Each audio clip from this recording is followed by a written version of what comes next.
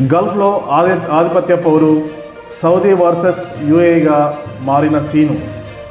ఒకప్పుడు స్నేహబస్తం, ఇప్పుడు భద్రశత్రువులుగా మారిన వైనం.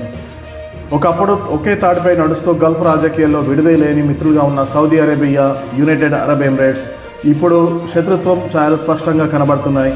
ముస్లిం ప్రపంచంలోని అత్యంత శక్తిమైన దేశాలుగా యునైటెడ్ అరబ్ ఎమిరేట్స్ మరియు సౌదీ అరేబియా ఉన్నాయి. ఇప్పుడు ఈ రెండు దేశాల మధ్య తలెత్తిన విభేదాలు ఇప్పుడు పశ్చిమాసియా రాజకీయాలను వేడెక్కిస్తున్నాయి. ఒకప్పుడు పశ్చిమాసియాలో అత్యంత మిత్ర దేశాలుగా ఉన్న Saudi Arabia, United Arab Emirates ప్రస్తుతం నెలకొన్న ఉద్రిక్తలు ప్రపంచవ్యాప్తంగా చర్చనీయమైన అంశం అవుతున్నాయి.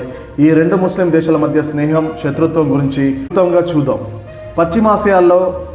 పశ్చిమాసియా రాజకీయాల సౌదీ అరేబియా, యుఏఈలను ఒకప్పుడు గల్ఫ్ సోదరులుగా, గల్ఫ్ కౌలలుగా పిలిచేవారు.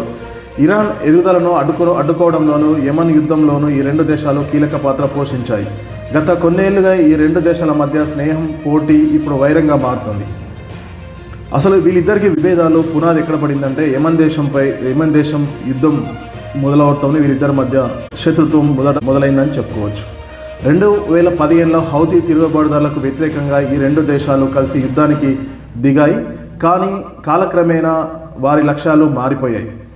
సౌదీ అరేబియా యెమన్లోని ఒక యూనిటీకి గవర్నమెంట్ను ఇవ్వాలని కోరుకుంటే, యుఏఈ మాత్రం అక్కడ వేర్పాటువాద గ్రూపులకు మద్దతునిస్తుంది. ఇటీవల డిసెంబర్ 30, 2025లో యెమన్లోని ముకల్లా పోర్టుపై సౌదీ జరిపిన వైమానిక దాడులు ఈ విభేదానికి తీవ్రస్థాయిని అద్దం పడుతున్నాయి. యుఏఈ నుండి వచ్చిన ఆయుధాలను లక్ష్యంగా చేసుకొని సౌదీ అరేబియా ఈ దాడులు చేయడం ఇరు దేశాల మధ్య ఏ రేంజ్లో ఉన్నాయో శత్రుత్వం అనేది మనకు అర్థమవుతుంది. కేవలం యుద్ధ రంగంలోనే కాదు, ఆర్థిక రంగంలోనూ వీరు ఇద్దరి మధ్య పోటీ తీవ్రమైంది. చమురు ఉత్పత్తి విషయంలో సౌదీ తీసుకున్న నిర్ణయాలను యుఏఈ తీవ్రంగా వ్యతిరేకిస్తుంది. తన సొంత ఆర్థిక ప్రయోజనాల కోసం ఉత్పత్తిని పెంచుకోవాలని యుఏఈ చూస్తుంటే సౌదీ దాన్ని అడ్డుకుంటుంది.